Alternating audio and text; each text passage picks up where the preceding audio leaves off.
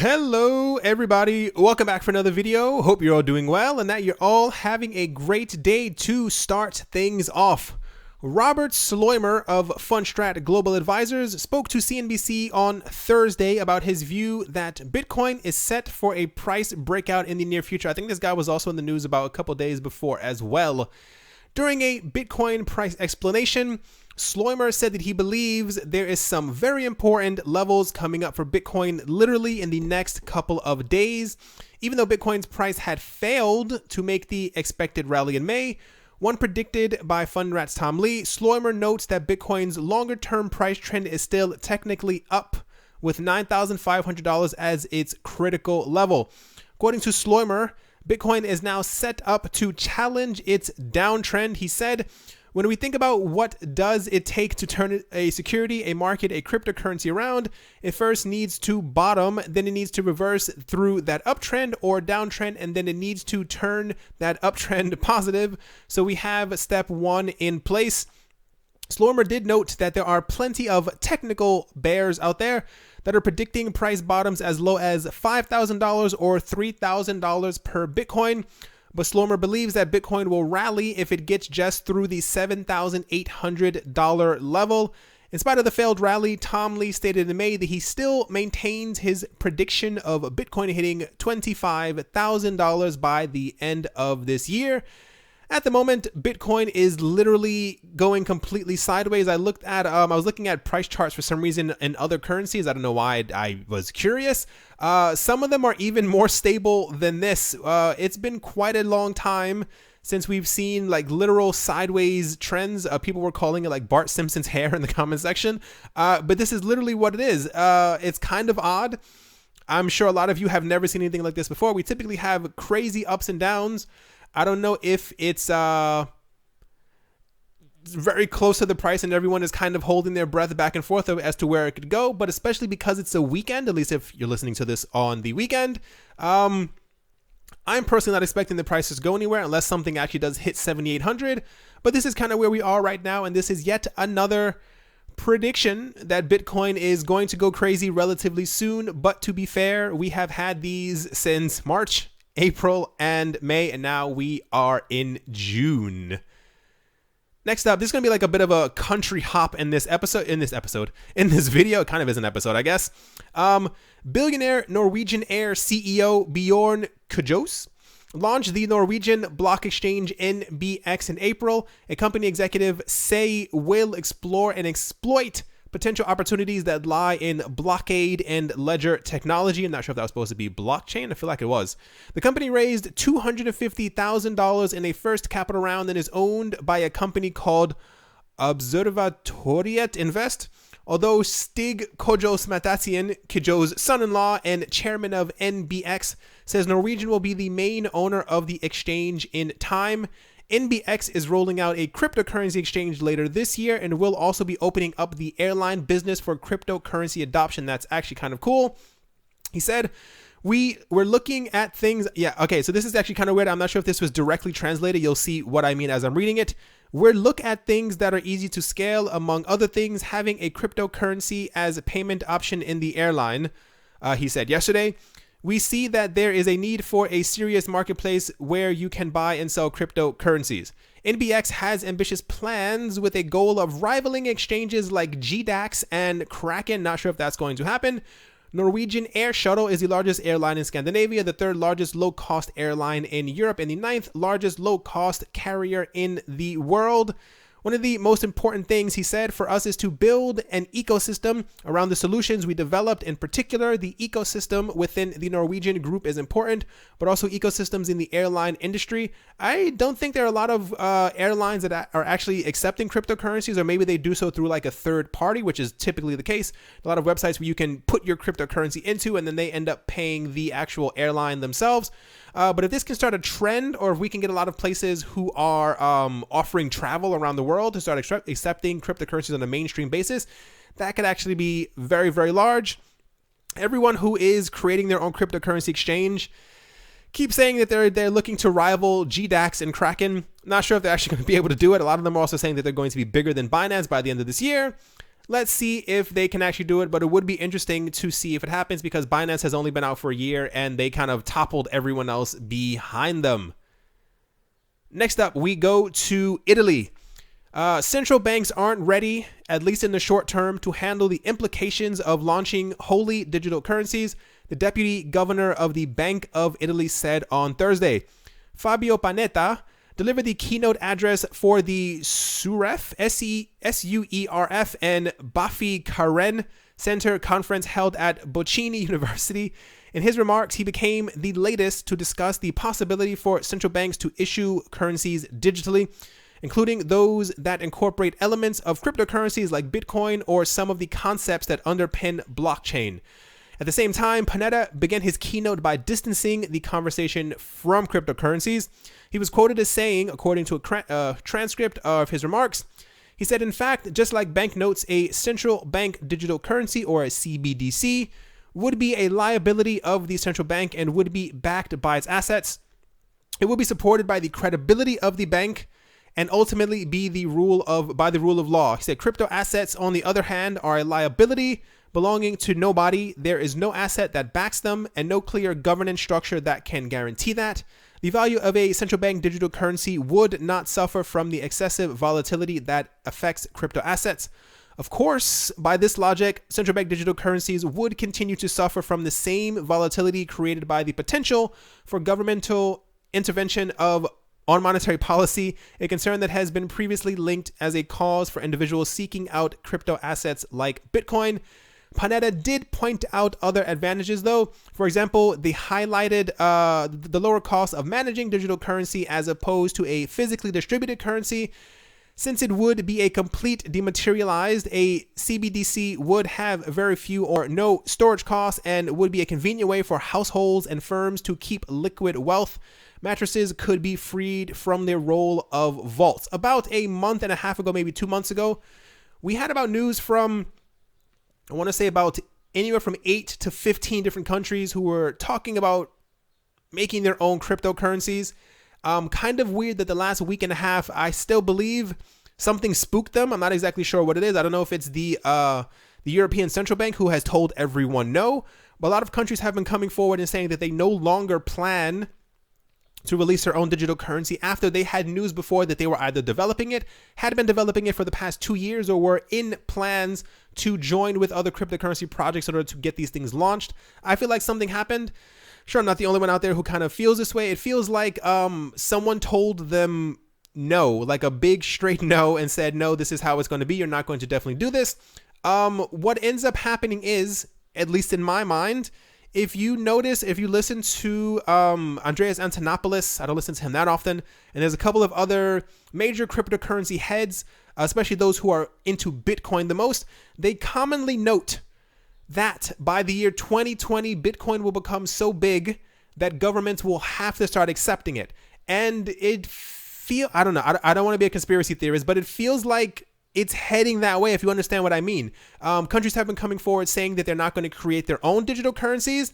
They're accepting cryptocurrencies. They made taxation laws, whatever the case might be. They've even been coming forward saying, no, it's definitely legal here. We're not going to ban it. I'm sure you heard that the last couple of days in a couple of my videos. They seem to be running out of time. I don't, as of now, this, it still stands. Many people have said 2020 is going to be the time where banks won't have a choice and they will have to start accepting cryptocurrencies. A lot of, they said, one of the craziest things is that some of the smallest countries in the world, or those that have the worst economies, Bitcoin will become so large once it hits past like around $100,000 that they will then start announcing that they're also going to be allowing Bitcoin to be used in their country as like an everyday payment method, not just for, buying clothes or buying airline tickets, which could also be absolutely insane because we're not too far off from it. Everything is kind of in the future. There's so many things about what people are saying where cryptocurrencies should or will eventually go in the future. But as like I said, it's interesting to note that all of these countries, or many of these countries, have now backed away in the same exact week or 2 week period, saying that they no longer plan on going forward with digital currencies, making their own, and that they now allow them as payment, or that they are legal in their countries. Just something to kind of think about in the back of your head, if you will. Next up, Litecoin is in the news Pavel Matviv, who is the CEO at Wirex, recent tweet, and he included a video where he was at the Tesla airport paying for the airport shuttle via Litecoin through the Wirex card, indicating that Litecoin users can now make payments with the Wirex app or card. There's so many, I'm not used to all these weird like names and last names floating around. It really trips me up, as I'm sure that you've seen. He wrote that he was paying with Litecoin for Tesla airport shuttle. The video actually shows him putting in his PIN number to make the payment, which a number of people saw him doing, and they were asking if that was a good idea. He said all Wirex cards support 3D secure, so you need to know the passcode to make any transactions online. Anyway, he said, I'm using a card dedicated to photo, video shooting. Wirex is a platform for providing cryptocurrency wallets, which are in turn linked to physical and virtual Visa debit cards, cryptocurrency, traditional currency exchange, and payment solutions. As of 2017, they have 900,000 customers in over 130 countries. Wirex mainly focuses on unifying the speed and cost efficiencies of cryptocurrency with the global acceptance of traditional payment systems. This is significant because Litecoin has been beaten down over the last couple of months. They tried to launch, I believe, their own debit card. It didn't end up working. They tried to launch something else, I think, in not unison with Visa and MasterCard, but they were shut down with that as well. They haven't had the easiest time, so it's nice to hear that they've been integrated, or that people who wish to pay in Litecoin are now able to do so through a debit card. Not really sure where Litecoin is going to end up going in the next couple of months. There are a lot of coins that are launching relatively soon. Mainnet launches, the whole shebang. So let's hope that Litecoin is actually able to hold its own as the market kind of, in my opinion, shifts to the 3.0 coins that are out there. Last country that we're going to hit today, not last country. There's another one coming after this. Russia is once again in the news. The Moscow Stock Exchange, or the MOEX, is planning to share information about initial coin offerings. CEO Alexander Afasniev told Reuters on Friday. The exchange is currently developing a platform for publishing token sale data and is planning to launch it later this year, Afasniev said. The exchange will not list tokens directly, but will provide descriptions for certain tokens and details about ICOs for investors. He said, we're treating them as we treat fiat currencies so far, because cryptocurrencies don't have a status of legally protected assets now, but if it changes, we will place them in our systems as well. The exchange may also issue future projects for ICOs if there is a demand, Avasniev said. We're working on a possible structure of such futures right now. That being said, Russia is cautious about cryptocurrencies and blockchain regulations, with the financial authorities mostly supporting the broad use of blockchain and the legal enforcement agencies inclined to ban any such activities. Now, two bills introducing basic terminology and regulation rules are waiting for their turn in the State Duma, or the Russian parliament. Like I said, I give it by the end of the year, Russia's probably going to get it together and say that they legally allow everything in the country. I don't think the Moscow Stock Exchange would be able to publish ICO data if just in about a month and a half, when the rulings do come out, that they were then told to kind of delist the data or take it away. Slowly moving towards it, but Russia is still one of those places where we need proper clarity, because they literally flip-flop every single week if they love it or hate it. Here we go. Last country. We are in Asia. So this is something that could be concerning, or something that most people might just kind of shake off. It says, a mysterious Asian whale, their words, not mine, accumulated more than 94,000 Bitcoin during the first half of 2018, and now they have begun to move them back to one of the cryptocurrency exchanges for which they originated, sparking fears of a new sell-off. Blockchain data shows that Bitcoin address accumulated more than 93,947 BTC at one point, worth more than $700 million during a 2-month period between March 25th and May 27th. Has anyone out there ever accumulated $700 million over a 2-month period? If you have and you are generous, please make sure to donate below. Those are always accepted. Since then, the wallet owner has reduced their balance by 8,000 Bitcoin. The address sent 4,000 BTC directly to Huobi in two equally sized transactions. They have sent another 4,000 Bitcoin during the same time frame, with the majority of these funds ending up at Huobi as well after being funneled through other addresses. Even after this reduction, the address still ranks as the 6th richest in the Bitcoin ecosystem, with a current value of approximately $650 million. Speculations going on as to exactly who these wallets or addresses belong to, especially the one that is transferring money back and forth. The idea is that because these are such equal amounts, that they think that it is not a cryptocurrency exchange, especially because they're going back to the same wallet before where they first came from.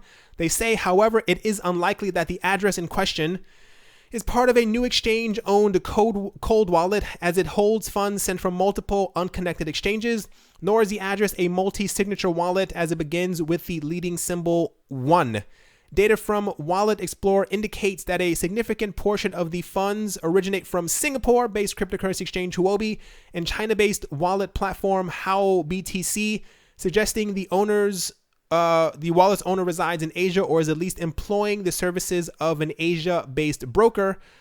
Long story short, without reading through the entire thing, they think that it's coming from Dubai on behalf of someone else.